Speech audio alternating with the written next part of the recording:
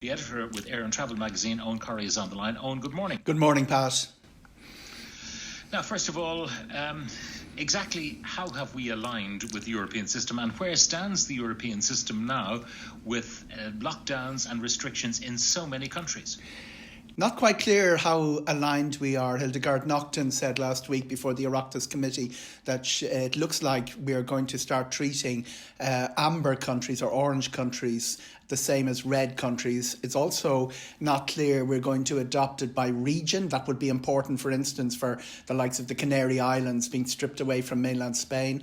It's also not clear if we're taking the metric of 4% positives, which is one of the metrics that went before the Commission. So it does look like we have said we're aligning with the EU policy and only taking a little bit of it.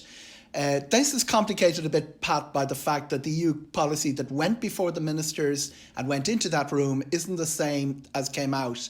Very important. The commission or what went to the Council of Ministers from the Secretariat was that states would give 2 weeks' notice of a change in policy. When it came back out from the room with the ministers, it said 24 hours. That means nobody can plan a trip and no airline can plan a schedule. It also gives a huge degree of opting out to the member states. And let's understand what the European Union are trying to do is try and prevent all 27 member countries all going their own way on COVID policy, because as we know, when we're fighting this invisible enemy which has caused such havoc in our personal and health lives and caused so many fatalities since March, countries tend to bunch up and try and go their own way and occasionally blame the neighbours, all of that sort of thing. The EU is presiding over this, watching this and saying, let's not allow to happen what happened last March when we face a new crisis, which it is looking like we're facing at the moment.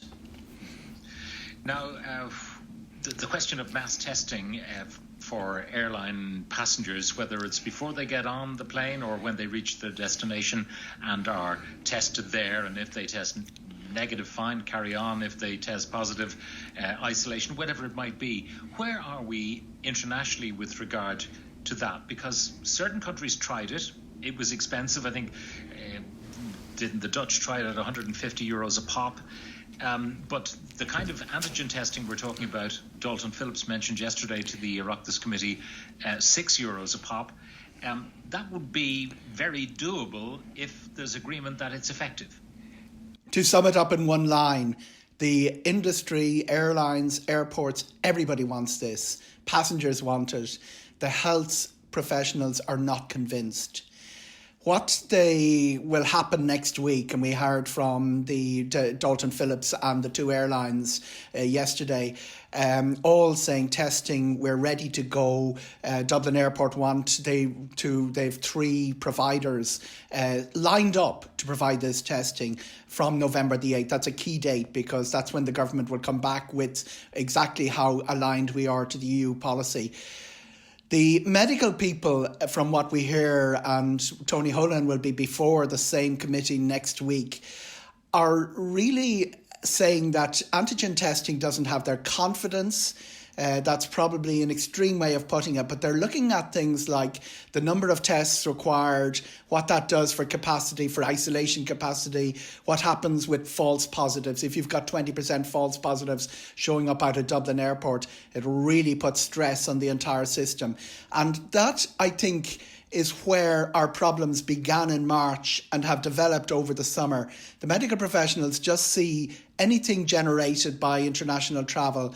There aren't been an awful lot of new infections. 1.6% is the level of infection, but anything generated as something they could do without. And that the pressure they've put on the politicians has led to this sort of vacuum of a travel. People say, we were anti-travel. In fact, the airports remained open and there's 7,000 people going through Dublin Airport every day still this month, even reduced down from the 14,000.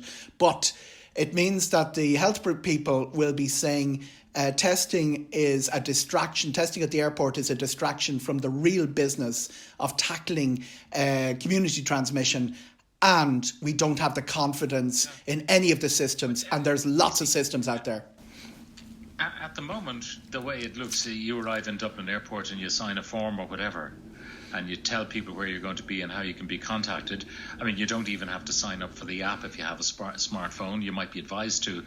So that's what we have at the moment. And you've got 7,000 people going through the airport every day. If you put into that system antigen testing at a €5 or €6 a pop, which is not going to make too much difference to the price of your ticket, surely that's better than what we have at the moment, which is not reliable at all. Absolutely, and antigen testing hasn't got the confidence medically internationally, but a lot of countries, Germany being the example listeners will be very familiar with, a full SDR test free of charge for the passenger when you arrive, and a second one should you require it, which you have to pay for. They're the sort of measures that Europe has been bringing in, and they're the measures that are going to be brought before the cabinet. This is when because we've aligned with the EU traffic light system, we're probably in a better position that we've made the noises. We want to get international travel moving, and that's the sort of the argument will be SDR versus antigen. It'll be all those sort of arguments will be going on in the background, but I still see a big resistance from the health lobby in Ireland. They don't trust testing to protect the system from new infections when they're tackling community transmission. I'm not sure who'll win that argument, but certainly the noises from the Minister for Transport, Eamon Ryan, yesterday was that they want to put something in by Christmas, and you've already quoted the other side. They're saying, no decision. Now, the question of who is actually travelling to and from Dublin Airport, the one that's busiest, what's the profile of these passengers? I mean, presumably they're not holiday makers, or maybe some of them are, because there has been an exodus to sunnier climes, and people are happy to go to these places and isolate there in the sunshine and maybe be able to dine out of doors, because they're warmer, and therefore they're dining in the fresh air, so they are not as concerned. So there are a few people who are going to holiday homes, but who are the rest of them? We can tell by the flights. There's quite a few. Portugal and Spain are not. They're not being greenlit by Ireland at all, even since the beginning, and that's where the bulk. A lot of people at this time of the year, it will be people who have second homes out there, and as you say, not going to be discommoded by self-isolation, deciding that if you're going to sit out the winter, let's go down and do it, and subject to the restrictions and lockdowns there. Canary Islands would have a rate which is less than 1/4 of Ireland's infection rate at the moment. There are people going there, but anybody who is in a job will have to self-isolate, usually without pay on the return. So that reduces the profile. And a lot of Britain, and Britain is not on our green list either. The problem with the categorisation of traveller hasn't been tackled at all at government level. It was subject of a long document yesterday from the EU that certain categories should be allowed even when travel is banned. Interestingly enough, the only one, and it was itemised by the European Commission, are elite athletes. They're the ones that everybody seems to agree must continue travelling for Champions League, all of those sort of things. The people who have to have a family emergency, that has not been considered, and that's one of the categories that the EU would like to see Ireland introduce as not subject to travel restrictions. And obviously there are certain types of workers, economic workers, but that definition isn't broad enough to keep our economy, let's say the mechanics of our economy going. Machines that have to be serviced, including facilities for the health service, which the company based abroad will not release someone for a 14-day self-isolation to do the work. All of those sort of little bits of our economy are under stress because of the interpretation of the international travel restrictions we're dealing with. Now, what's the story on travel insurance, Owen? Changes there? We are an outlier. We're alone in Europe in not insuring our people anywhere they travel, because there are no countries on our discredited green list, discredited at this stage. When the new green list comes in, if we take the interpretation that both Hildegard Norton and Eamon Ryan have hinted at to the Oireachtas Committee, there will be no countries under 25. Estonia and Finland are the only two countries under 50. Turkey is also not in the ECDC, it's also under 50. That would be effectively 3 countries. Nobody travelling to any country in the world from Ireland at the moment does their travel insurance apply. It's become it's left us as an outlier. It's left to some people going to English travel insurance companies, and it's left to some of the local tourist boards introducing their own version of travel insurance. It's been talked a lot about, particularly in connection with the ski season. Now, some of the texts coming in. I'm due to travel to Grenoble in France with my family on the 2nd of January with Ryanair. Looks like a skiing holiday. Don't think I'll be able to travel. What are my options? If the flight takes off, you don't get a refund. Everything has remained the same since the start of this crisis. The one difference for Ryanair doesn't apply to this case, I think, but it would be applied to a lot of listeners, is if you book since June the 8th, you do get a free change. That doesn't apply to a difference in the fare. If the fare is a little bit more expensive, you pay the excess, but it does mean that the prohibitive flight change fees do not apply. The real issue with Ryanair is that they introduced this for new bookings to try and stimulate bookings during the summer, and didn't retroactively apply it to people who booked before that date. And that means if the flight departs, you lose your money. There are other issues with refunds. Ryanair is really making life difficult by not refunding people who booked through the travel trade, through the travel agents. They equate them with the screen scrapers who are marking up Ryanair fares. The Commission of Aviation Regulation has got involved. Some of those refunds are now being processed, but not enough. And a lot of people are still waiting for those refunds for Ryanair flights that did not fly. Commission of Aviation Regulation, aviationreg.ie or flightrights.ie would be the consumer side. They are on that case. Obviously, they have a huge backlog, but if you're in trouble, that's one place to go. Now, an observation from one of the Newstalk listeners, Ed.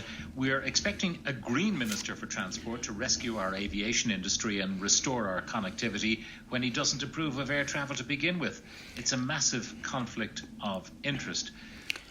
He probably doesn't approve of kind of recreational air travel, but I think I've heard him say air travel is important for the island in terms of its commerce and all the rest, and connectivity with the rest of the world. Another question, if I book a flight now for France for the new year, but then it is cancelled or lockdown hasn't been lifted, can I get a refund? Or if I book now, do I accept some risk? Just on the first point, Eamon Ryan's made it clear that he regards aviation as integral to our economy, and while the green policy would be reduction of emissions, we are dealing with 2 airlines with 2 of the newest fleets in the sky, so he's not facing the same dilemma that his counterparts in southern Italy or places like that would be. If the flight takes off in the new year, you don't get a refund. If the flight you're just treated as someone who's decided not to show. If you cancel, it's your problem. If the airline cancels, it's their problem. They get you the refund, or they get you an alternative route to where you're going. But what is really important is both the airlines are offering free change to try and stimulate confidence for new bookings. If the booking has already been made, you can pretty much, certainly with every single airline, and it applies to the airlines like British Airways who aren't based in Ireland, that if you book now and you have a change of heart because of lockdown, because of restrictions, you can change the flight.